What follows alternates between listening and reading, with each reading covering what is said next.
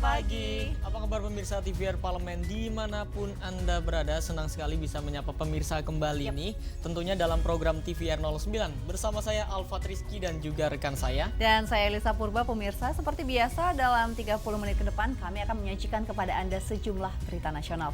Khususnya dari sudut pandang DPR RI sebagai referensi Anda untuk memahami dinamika politik, hukum, ekonomi, sosial, dan budaya di Indonesia. Pemirsa TVR Parlemen, inilah TVR 09 selengkapnya.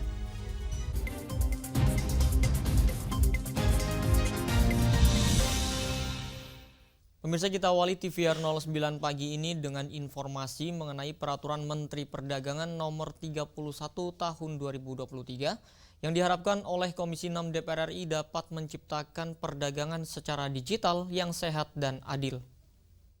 Tingginya transaksi jual-beli di TikTok Shop menimbulkan respon negatif dari para pelaku UMKM. Untuk itu, Kementerian Perdagangan resmi mengeluarkan Permendak Nomor 31 Tahun 2023 sebagai aturan penyempurna atas Permendak Nomor 50 Tahun 2020 tentang perizinan berusaha, periklanan, dan pengawasan pelaku usaha melalui sistem elektronik. Anggota Komisi 6 DPR RI Intan Fauzi menyebut, Permendak Nomor 31 Tahun 2023 merupakan langkah tepat untuk memperjelas jati diri marketplace, terutama untuk membedakan antara social commerce dan e-commerce yang selama ini belum memiliki aturan yang jelas. Melalui aturan tersebut diharapkan mampu menciptakan iklim perdagangan secara digital yang sehat dan adil. Mengenai revisi Permendak 50 tahun 2020.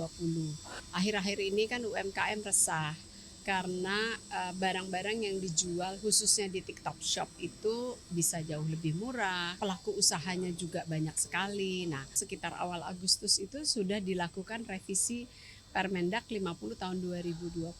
Apa sih yang diatur? Yang pertama bicara definisi dari marketplace itu harus jelas. Karena di sana kan pemainnya ada social commerce seperti misalnya TikTok Shop, ada retail online seperti yang biasanya .co.co atau para pelaku startup. Permendak Nomor 31 Tahun 2023 telah berlaku sejak 26 September lalu. TikTok Indonesia menyayangkan kebijakan pemerintah yang melarang social commerce melakukan transaksi jual beli. Pelarangan tersebut dinilai akan berdampak pada 6 juta UMKM dalam negeri yang berjualan melalui TikTok Shop. Panji dan Teddy, TVR Parlemen melaporkan.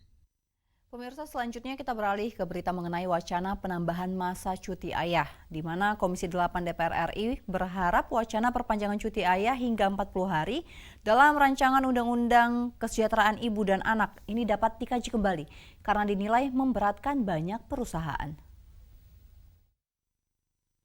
Wacana penambahan cuti ayah hingga 40 hari dalam RUU KIA dirasa kurang efektif dan akan berdampak buruk bagi keberlangsungan ekonomi keluarga. Komisi 8 DPR RI menilai masih diperlukan pertimbangan mendalam untuk memutuskan waktu masa cuti untuk ayah. Anggota Komisi 8 DPR RI, Endang Maria Astuti menuturkan, RUU KIA bertujuan untuk memberikan perhatian lebih kepada ibu yang baru melahirkan, termasuk peran dan dukungan dari suami. DPR RI menilai cuti suami saat istri melahirkan yang diberikan selama 2 hari dianggap tidak efektif. Akan tetapi, wacana perpanjangan cuti ayah hingga 40 hari juga memberatkan banyak perusahaan sehingga perlu dikaji lebih lanjut. Nah, ini kita harapkan istri tidak merasa sendiri. Tetapi usulan itu adalah menurut kita kalau usulan cuti 40 hari ini wajar nggak sih gitu? Atau ya saya kira kalau dianggap wajar, tetapi dampak dari cuti panjang ini ada nggak sih gitu. Nah, ini yang akhirnya menimbulkan perdebatan. Kalau nanti kita memutuskan itu tidak dengan pemikiran yang matang, bapak-bapak mendapat imbasnya, tentunya keluarga juga akan mendapat imbas. Karena kesejahteraan tidak akan lepas dari masalah materi. Nah, ini yang perlu menjadi pemikiran sehingga terjadi atau timbul perdebatan panjang. Panja RUU KIA Komisi 8 DPR RI berharap jelang masa reses pada Oktober mendatang, masyarakat dapat memberikan masukan dan pendapat terkait RUU KIA agar keputusan yang nantinya diambil benar-benar mewakili kepentingan masyarakat dan tidak merugikan salah satu pihak. Halim Amrullah, TVR Parlemen melaporkan. Pemirsa, pada segmen selanjutnya kita akan menyaksikan berita dari Komisi 2 DPR RI yang berharap revisi Undang-Undang Aparatur Sipil Negara dapat mempertahankan tenaga honorer. Dan informasi selengkapnya akan kami hadirkan usai jeda, tetap di TVR 09.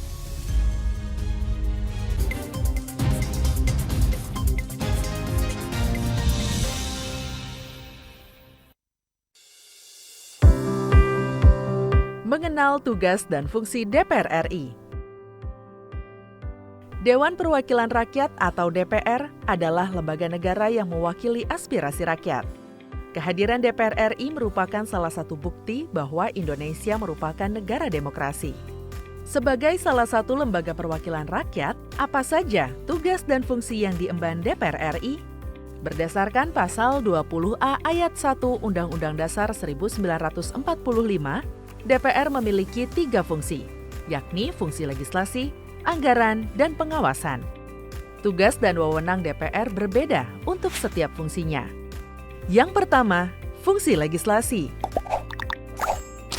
Menyusun program legislasi nasional atau prolegnas, menyusun dan membahas rancangan undang-undang, menerima rancangan undang-undang yang diajukan oleh DPD, membahas rancangan undang-undang yang diusulkan oleh Presiden ataupun DPD, menetapkan undang-undang bersama dengan Presiden, menyetujui atau tidak menyetujui peraturan pemerintah pengganti undang-undang yang diajukan oleh Presiden untuk ditetapkan menjadi undang-undang. Yang kedua, fungsi anggaran. Memberikan persetujuan atas rancangan undang-undang tentang APBN yang diajukan oleh Presiden. Memberikan persetujuan terhadap pemindahntanganan aset negara maupun terhadap perjanjian yang berdampak luas bagi kehidupan rakyat yang terkait dengan beban keuangan negara. Menindaklanjuti hasil pemeriksaan atas pengelolaan dan tanggung jawab keuangan negara yang disampaikan oleh BPK. Memperhatikan pertimbangan DPD atas rancangan undang-undang tentang APBN dan rancangan undang-undang terkait pajak, pendidikan, dan agama. Yang ketiga, fungsi pengawasan. Fungsi pengawasan, DPR bertugas melakukan pengawasan terhadap pelaksanaan Undang-Undang APBN dan kebijakan pemerintah, serta membahas dan menindaklanjuti hasil pengawasan yang disampaikan oleh DPD. Demikian penjelasan tentang tugas dan fungsi DPR menurut Undang-Undang. Informasi ini dipersembahkan oleh TV dan Radio Parlemen, Biro Pemberitaan Parlemen, dan Sekretariat Jenderal DPR RI.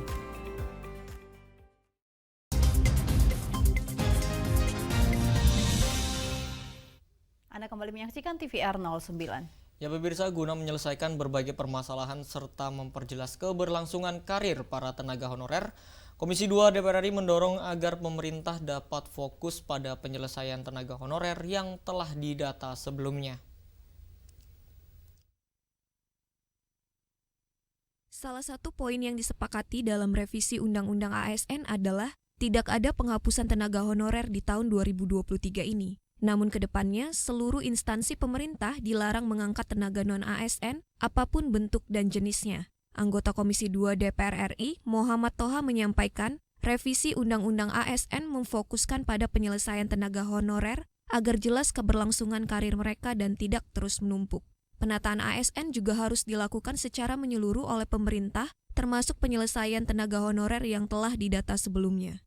Menurut PP 49 itu tenaga honorer sudah tidak bisa lagi untuk bekerja. Artinya dengan undang-undang yang lama itu akan mem-PHK semua tenaga honorer. Oleh karena itu maka undang-undang ini direvisi supaya tenaga honorer tetap dipertahankan. Nah, jadi makna dari revisi undang-undang itu salah satunya adalah bahwa tenaga honorer dijamin tidak akan di PHK tahun 2023 ini. Bahkan ada surat edaran Menpan RB untuk menganggarkan surat edaran itu kepada kementerian, lembaga, dan pemerintah kabupaten, kota, provinsi, dan lembaga-lembaga yang lain yang mempekerjakan honorer untuk menganggarkan untuk gaji para honorer di tahun 2024. Diketahui sebanyak 2,3 juta honorer yang ada di database BKN saat ini masih dalam proses audit yang melibatkan Badan Pengawasan Keuangan dan Pembangunan atau BPKP. Aditya dan Halim, TVR Parlemen melaporkan. Informasi selanjutnya pemirsa masih dari Komisi 2 DPR RI yang berharap kebijakan larangan tambak udang di Karimun Jawa ini dapat dikaji kembali sehingga dapat memberikan keadilan bagi keberlangsungan lingkungan maupun perekonomian masyarakat. Diduga mencemari lingkungan, eksistensi tambak udang di Karimun Jawa kini berada di ujung tanduk. Pasalnya, pemerintah Kabupaten Jepara telah mengeluarkan perda yang melarang aktivitas tambak di Karimun Jawa. Hal itu menjadi pembahasan serius Komisi 2 DPR RI saat kunjungan kerja spesifik ke Semarang, Jawa Tengah.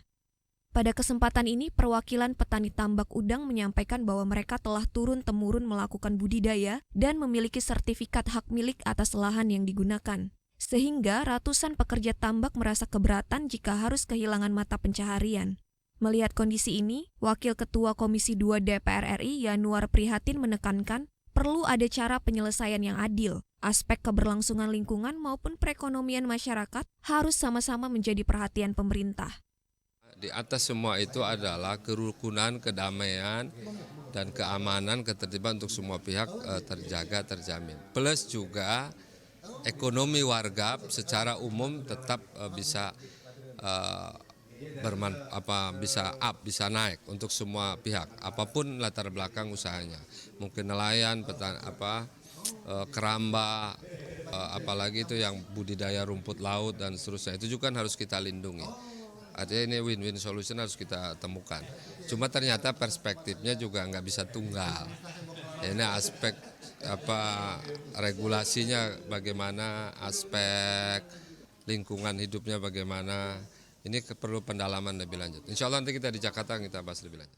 Diperkirakan ada sekitar 42 hektar lahan di Karimun Jawa yang dimanfaatkan untuk tambak udang, sehingga limbah yang dikeluarkan semakin berdampak buruk terhadap lingkungan. Dari Jawa Tengah, Akbar Prakoso, TVR Parlemen melaporkan. Baik pemirsa, kita beralih ke berita dari Komisi 10 DPR RI yang mendukung pemerintah untuk mengembangkan serta mengelola destinasi wisata heritage yang hingga tidak hanya ramai dikunjungi ketika upacara keagamaan, namun juga dapat dinikmati setiap hari oleh para wisatawan. Pengembangan dan pengelolaan destinasi wisata heritage perlu didukung. Selain merupakan aset kebudayaan, warisan peradaban ini juga memiliki pesona daya tarik yang mampu memikat wisatawan. Dalam kunjungan spesifik ke Denpasar, anggota Komisi 10 DPR RI Zainuddin Maliki mengungkapkan, Pura Sakenan di Pulau Serangan ini merupakan salah satu yang tertua.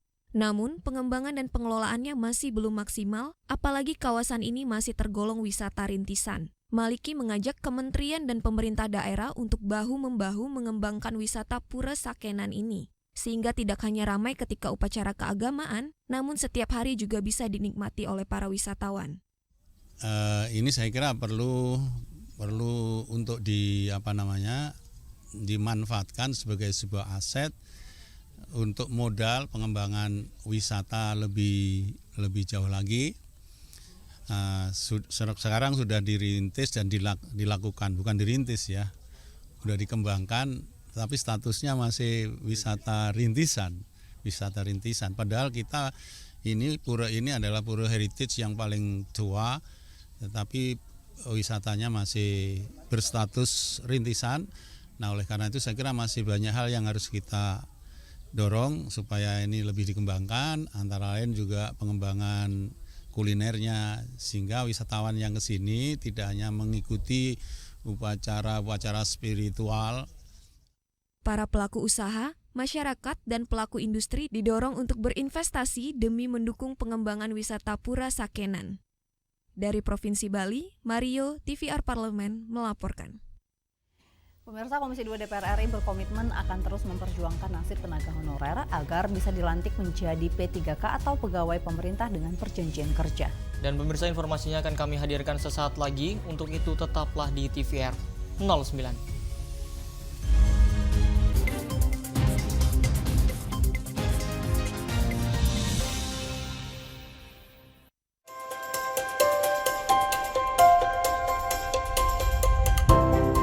Pertama, pertama dalam sejarah Indonesia, tahun 2024 kita mengadakan pemilu serentak, legislatif dan eksekutif baik di tingkat pusat maupun daerah. Catat waktunya, Rabu 14 Februari 2024. Untuk pemilihan legislatif, Anda akan memilih anggota DPD, anggota DPR, anggota DPRD Provinsi, dan anggota DPRD Kabupaten atau Kota. Selain pemilu legislatif, Anda juga akan memilih presiden dan wakil presiden loh pemirsa. Di bulan November, tepatnya Rabu 27 November 2024, juga akan diadakan pemilihan kepala daerah atau pilkada serentak. Dalam pilkada nanti, Anda akan memilih gubernur dan wakil gubernur, bupati dan wakil bupati, serta wali kota dan wakil wali kota. Nah, pemirsa sudah tahu kan waktunya? Kini saatnya Anda untuk mempersiapkan diri. Kenali calon-calon wakil rakyat dan pemimpin Anda dengan baik.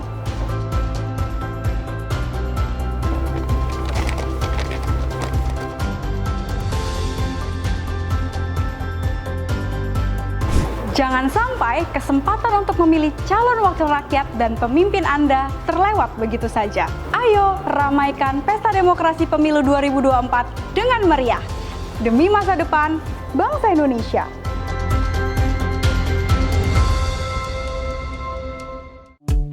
DPR RI memiliki fungsi diplomasi dalam menjalankan politik luar negeri sesuai dengan pasal 116 Undang-Undang MD 3. Kontribusi aktif BKSAP DPR RI memainkan peranan penting dalam memenangkan persaingan global melalui IPU, IPA, IPPF, AIPA, dan PUIK. BKSAP memiliki komitmen yang tinggi dalam krisis kemanusiaan dunia. Fungsi diplomasi dijalankan untuk mendukung upaya pemerintah dalam melaksanakan politik luar negeri.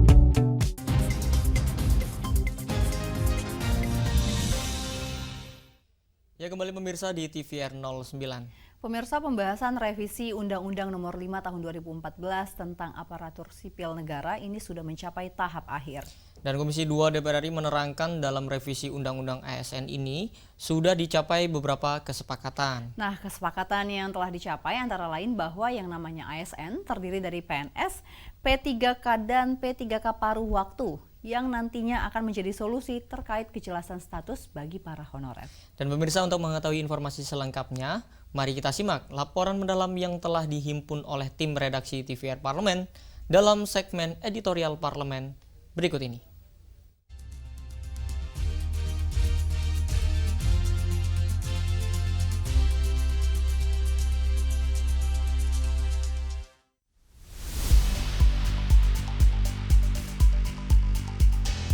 Angin surga dan kabar gembira berhembus kepada para tenaga honorer di seluruh Indonesia.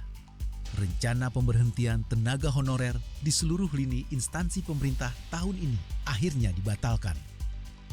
DPR RI melalui Komisi 2 terus berkomitmen demi nasib para tenaga honorer yang akan dihapuskan pada bulan November. Komisi 2 terus menjalin komunikasi dengan pemerintah untuk merumuskan mekanisme khusus dalam perubahan status tenaga honorer menjadi P3K ini. Hasilnya, DPR RI serta pemerintah telah menyelesaikan pembahasan revisi Undang-Undang ASN yang dimulai sejak April 2021 lalu. Revisi Undang-Undang ASN ini tak hanya mengatur soal kelembagaan ASN, tetapi juga mengatur solusi penyelesaian masalah tenaga honorer yang selama ini belum terurai. Dengan adanya RUU ASN, para tenaga honorer akan memperoleh jaminan kepegawaian yang setara dengan ASN, serta hak-hak kepegawaian yang lebih baik. Jadi pada intinya kami berharap tidak ada lagi yang namanya perbedaan antara tenaga honorer ataupun tenaga ASN yang dalam artian tanda kutip PNS seperti itu. Ya, pada intinya kami meminta kepada pemerintah, dan ini tercantum di dalam undang-undang, bahkan masuk ke dalam norma, termasuk juga pengaturan tenaga paruh waktu yang ada di tenaga honorer, ya tentunya harus sesuai dengan kesejahteraannya dan hidup dan penghidupannya. Yang pasti kami berharap sampai Desember ini 2024 tenaga honorer, harapan kami dan itu sudah disepakati dengan pemerintah, itu sudah tidak ada lagi seperti itu. Jadi sudah ada lagi tidak ada lagi P3K, tidak ada lagi tenaga honorer, semuanya dianggap ASN seperti itu. Itu harapan yang kami inginkan dan itu sudah bersambut dengan pemerintah dan itu juga sudah dimasukkan ke dalam norma yang ada di dalam Undang-Undang ASN yang baru seperti itu. Intinya seperti itu. DPR RI mendorong pemerintah dalam setahun ke depan untuk dapat mengatur strategi penataan tenaga honorer dengan lebih komprehensif agar tidak merugikan pemerintah dan masyarakat. Aturan yang baru diharapkan semakin memberi ruang rekrutmen ASN lebih fleksibel dan berpihak kepada tenaga honorer. Aturan yang lama kan tenaga honorer dihapuskan pada November 2023 ini. Nah, ini sudah kita close itu artinya kita kasih waktu pemerintah setahun ke depan sampai Desember 2024 untuk merancang ulang konsep penyelesaian supaya kita kasih waktu. Supaya apa juga, supaya teman-teman tenaga honorer kemudian juga yang sejenisnya di berbagai sektor, apa kesehatan, pendidikan, dan yang lain-lainnya itu juga bisa menarik napas lega bahwa kuncinya win-win solution. Artinya mereka juga happy ending, bisa senyum, tapi pemerintah juga tidak kedodoran dari sudut anggaran. DPR sepenuhnya menyadari aturan baru yang tertuang dalam revisi Undang-Undang ASN masih bersifat umum dan belum mengatur secara detail segala payung hukum yang melandasi kepentingan tenaga honorer. Untuk itu, dalam kurun waktu 1 tahun ke depan, Undang-Undang ASN baru akan dievaluasi untuk menutup celah kebijakan yang merugikan para tenaga honorer. Dalam waktu dekat setelah ini disahkan, PP itu akan keluar pengaturannya seperti apa. Dan ini kan penataannya sampai Desember, diberi waktu Desember 2024. Kita melakukan evaluasi dan juga menyusun peraturan pemerintah tentang penataan honorer ini seperti apa. Perubahan status tenaga honorer menjadi P3K akan membawa dampak positif bagi para honorer di seluruh Indonesia. Mereka akan mendapatkan jaminan kepastian kerja dan kesejahteraan yang lebih baik. Status kepegawaian yang setara dengan ASN akan memberikan keamanan dan perlindungan bagi para tenaga honorer. Hal ini akan menjadi solusi bagi masalah keunggulan kerja yang selama ini dialami oleh para tenaga honorer di seluruh Indonesia. DPR RI melalui Komisi 2 terus berkomitmen memperjuangkan para honorer untuk dapat memperoleh hak-hak kepegawaian yang layak dan merasakan keadilan dalam dunia kerja.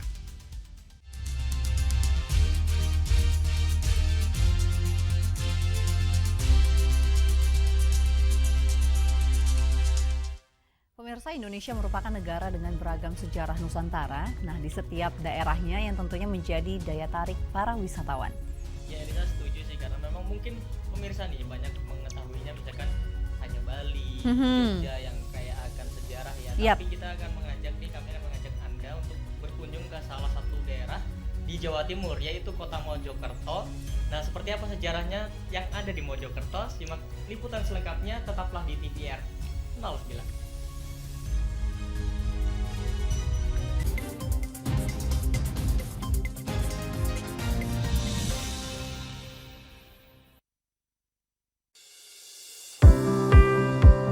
Mengenal tugas dan fungsi DPR RI. Dewan Perwakilan Rakyat atau DPR adalah lembaga negara yang mewakili aspirasi rakyat.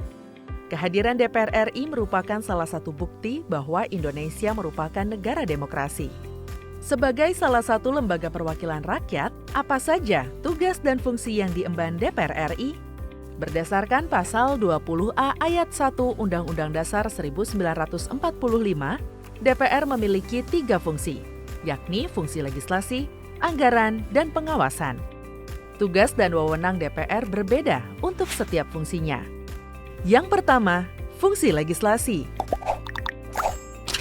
Menyusun program legislasi nasional atau prolegnas, menyusun dan membahas rancangan undang-undang, menerima rancangan undang-undang yang diajukan oleh DPD, membahas rancangan undang-undang yang diusulkan oleh Presiden ataupun DPD, menetapkan undang-undang bersama dengan Presiden, menyetujui atau tidak menyetujui peraturan pemerintah pengganti undang-undang yang diajukan oleh Presiden untuk ditetapkan menjadi undang-undang.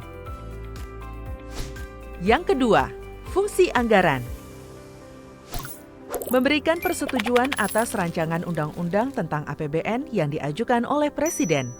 Memberikan persetujuan terhadap pemindah-tanganan aset negara maupun terhadap perjanjian yang berdampak luas bagi kehidupan rakyat yang terkait dengan beban keuangan negara. Menindaklanjuti hasil pemeriksaan atas pengelolaan dan tanggung jawab keuangan negara yang disampaikan oleh BPK. Memperhatikan pertimbangan DPD atas rancangan undang-undang tentang APBN dan rancangan undang-undang terkait pajak, pendidikan, dan agama. Yang ketiga, fungsi pengawasan. Fungsi pengawasan, DPR bertugas melakukan pengawasan terhadap pelaksanaan Undang-Undang APBN dan kebijakan pemerintah, serta membahas dan menindaklanjuti hasil pengawasan yang disampaikan oleh DPD. Demikian penjelasan tentang tugas dan fungsi DPR menurut Undang-Undang. Informasi ini dipersembahkan oleh TV dan Radio Parlemen, Biro Pemberitaan Parlemen, dan Sekretariat Jenderal DPR RI.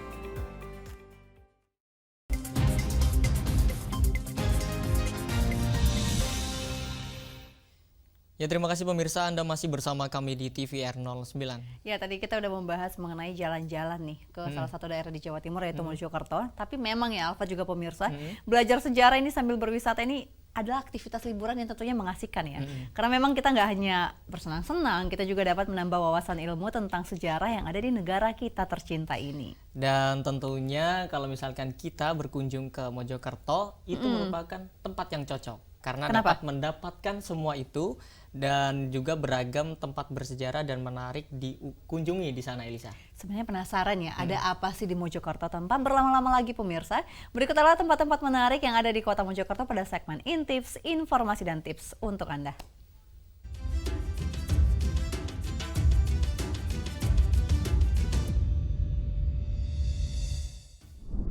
Halo pemirsa TVR Parlemen, di episode kali ini pemirsa tak hanya kami ajak berjalan-jalan, tapi juga belajar memahami sejarah. Belajar sejarah akan semakin seru jika sambil berwisata. Dalam sekali perjalanan, pemirsa bisa menikmati waktu liburan sambil menggali informasi mengenai tempat-tempat penuh cerita dari masa lalu. Kota Mojokerto di Jawa Timur bisa jadi salah satu kota yang bisa pemirsa jelajahi untuk wisata sejarah. Mojokerto, Jawa Timur merupakan salah satu kota yang terkenal dengan pesona di sektor pariwisatanya. Ada sejumlah tempat wisata di Mojokerto yang berhubungan dengan relief, landmark, dan penemuan-penemuan bersejarah.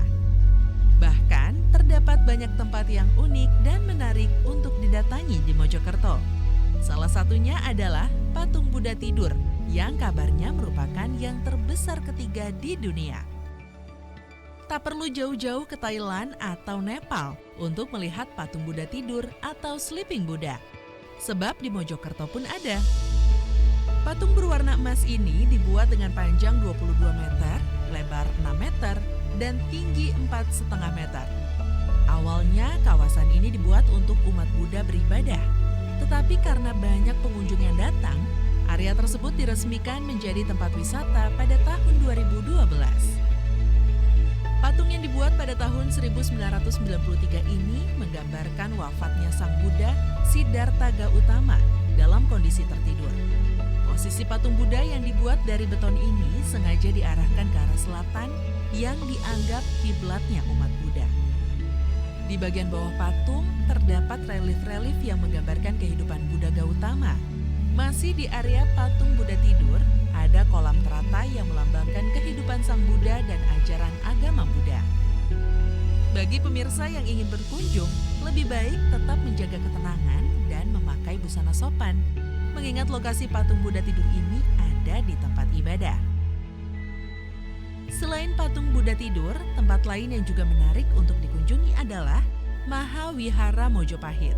Bangunan khas Jawa dengan atap joglo dan dinding dari relief batu pahat menjadikannya kental dengan beragam budaya. Wihara yang dibangun pada tahun 1987 ini sebenarnya memiliki banyak hal yang menarik selain patung Budanya loh. Salah satu hal yang menarik di area Mahawihara adalah soal model bangunan-bangunannya. Seringkali orang berpikir jika Buddha kental dengan arsitektur bergaya Cina, tapi berbeda dengan yang ada di Mahawihara. Bangunannya bergaya joglo yang merupakan rumah tradisional Jawa karena pada dasarnya dahulu di Indonesia, ajaran Buddha yang diajarkan mengikuti adat dan budaya yang ada di Kerajaan Majapahit. Satu bukti yang menyatakan bahwa agama dan adat atau budaya bisa bersatu menjadi sebuah harmoni yang indah. Kemegahan Kerajaan Majapahit seolah tak ada habisnya untuk ditelusuri. Berbagai candi dan benda pusaka hingga saat ini masih sering ditemukan dan terus diteliti untuk dimaknai asal-usulnya. Masih di kompleks situs Trowulan ada Candi Brahu, candi yang diperkirakan sudah ada sebelum Kerajaan Majapahit berdiri. Nama Brahu diperkirakan berasal dari kata Wanaru atau Warahu, yang merupakan sebutan bangunan suci. Menurut kepercayaan masyarakat setempat, Candi Brahu adalah tempat di mana diselenggarakan upacara kremasi atau pembakaran jenazah Raja Majapahit dan dikenal sebagai bangunan suci untuk memuliakan anggota keluarga kerajaan yang telah wafat.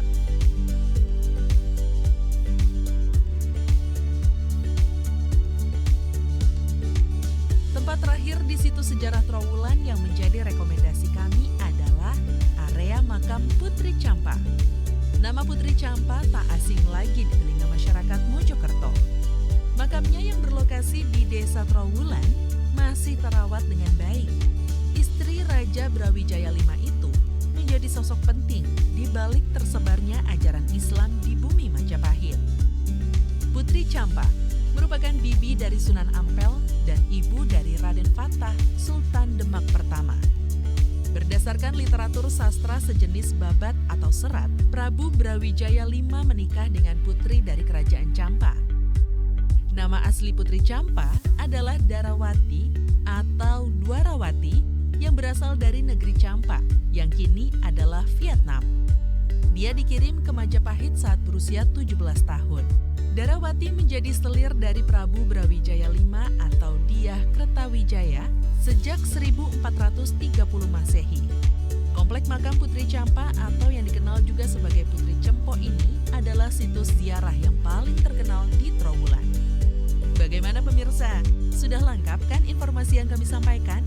Kalau pemirsa masih penasaran, langsung aja kunjungi situs sejarah Trowulan di Mojokerto. Belajar sejarah ternyata tidak selalu membosankan ya kalau sambil jalan-jalan. Sampai jumpa lagi di episode berikutnya.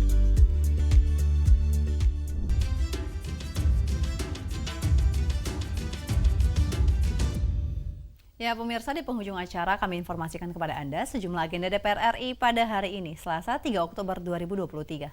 Pada pukul 9.30 waktu Indonesia Barat, ada rapat paripurna DPR RI ke-7 masa persidangan 1 tahun sidang tahun 2023-2024. Kemudian pemirsa, pada pukul 10.30 waktu Indonesia Barat, ada Puspanlak yang akan mengadakan rapat pleno Mahkamah Konstitusi mengenai uji material Undang-Undang Cipta Kerja.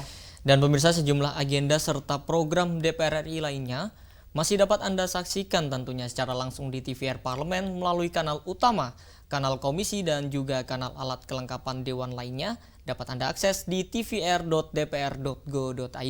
Dan pemirsa TVR Parlemen, demikianlah TVR 09 edisi pagi ini, dan kami segenap kru TVR Parlemen yang bertugas tentunya mengucapkan terima kasih telah menyaksikan TVR 09 pagi ini. Ada saya Elisa Purba, juga rekan saya Salvat Rizky. Sampai berjumpa kembali pemirsa di TVR 09 esok hari. TVR Parlemen, Referensi Indonesia.